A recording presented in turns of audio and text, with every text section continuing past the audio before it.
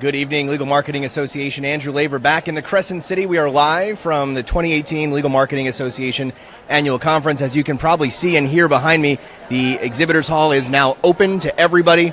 It is packed. Exhibitors are getting checked out. Cocktails are being consumed. Hors d'oeuvres are being consumed. Yeah, absolutely. And I'm joined by the Executive Director of the Legal Marketing Association, the one and only Betsi Roach. Betsi, thank you so much for joining us. Happy to be here. Thank you for joining us. So I know when we spoke last year, we talked about the number of conferences we've both been to and our progression and the way we proceeded through our careers and how it centers around this conference. Right. Spoke to Ashraf a short time ago about how a lot of people think that this is like all we do. All year. We do one big thing, one shining moment, and that's it. And that's not the case at all.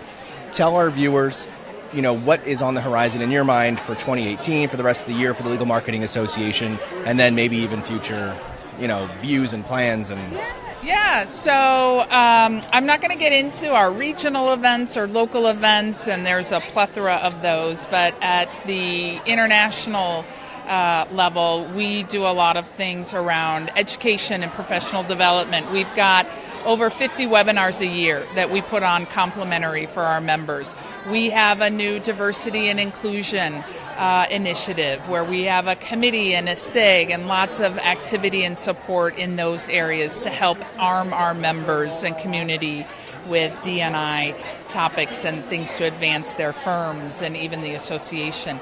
We have a new advocacy initiative, and we are working on behalf of our members with the ABA to contribute our perspective on some of the ethics rules and model rules that are being reviewed.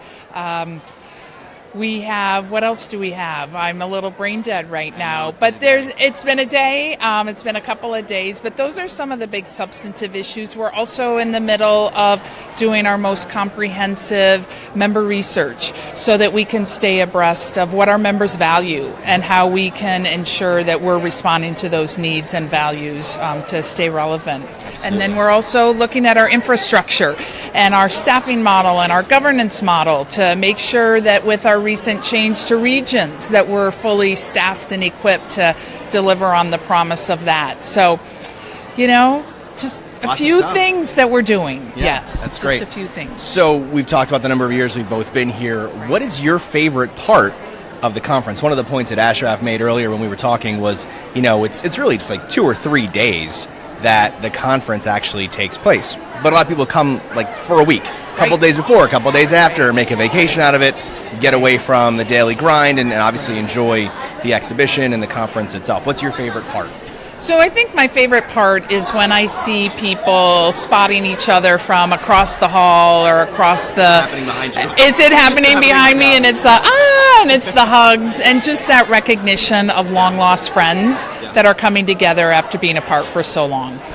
I agree. It's really fun energy to pick up on. One of the things that Ashraf and I also talked about, and I hate to keep referring back to him, that's okay. well, guess what the president said? Exactly, that's but okay.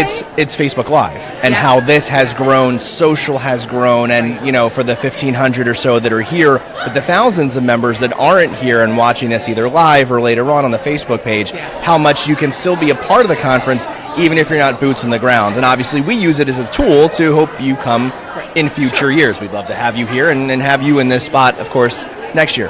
How do you reflect back just even 3-4 years ago when this was not even a thought? Yeah, we didn't have it, and it's something that we've really worked hard and talked a lot about, and we have room to grow in extending the benefit of the conference to more of a year-round activity. And so whether it's through Facebook Live, I know a couple like ALM just had a webinar last week, kind of in advance of their program here. And so there's learnings that we can do throughout the year to kind of tee up some of the learning then that's going to happen on site. And so there's a lot of room for us to grow, but whether it's through even the Google, exactly.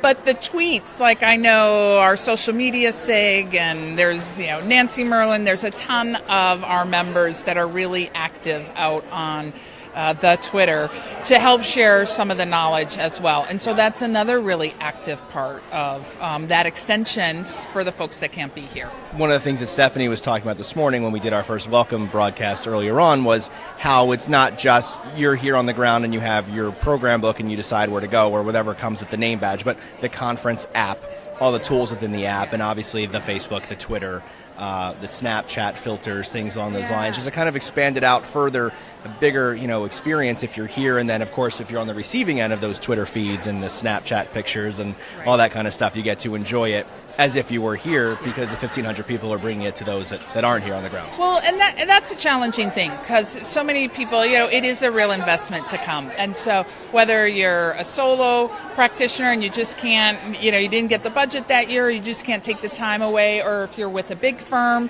and it's a rotational basis, right, this is a way for people to still engage in things.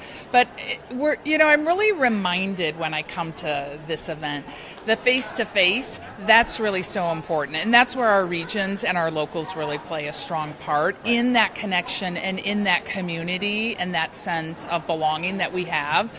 And I talked earlier at our first-timers reception that that engagement, that's really critical to getting your value out of the organization. And I just, so whether it is through tweeting or, whatever your passion is, writing for our journal, there's a lot of ways to engage at all sorts of different areas and topics for folks to do.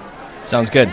Well, I think that'll wrap it up for Betsi and I here. We're going to get back into the exhibition hall, have some more hors d'oeuvres to hors d'oeuvre and beverages to be consumed. To beverage. To beverage, right. Yes. We'll be back in a short bit. We'll be at the Northeast reception across the street. Stephanie and I will be there. I think that wraps it up for the day. And then, we're going back in the exhibitors hall, too, just to peek around. Because there's a lot going on in there. There's a lot of noise. Yep. A lot of noise, a lot of hurricanes. A lot of great support. Yeah. And then tomorrow, obviously, back in the morning, we have to welcome. Stephanie will be handling that before our opening remarks and the keynote. We'll meet with the keynote speaker tomorrow morning. Awesome. And a lot of great stuff. So stay tuned where you are. If you haven't set up notifications on Facebook for when we go live, do that. That's a new fun tool we have at our disposal. And then, of course, just keep watching these on loop and get those view numbers up. Yes. Thanks so much for watching. Thanks to Betsi for joining us. We'll see you soon.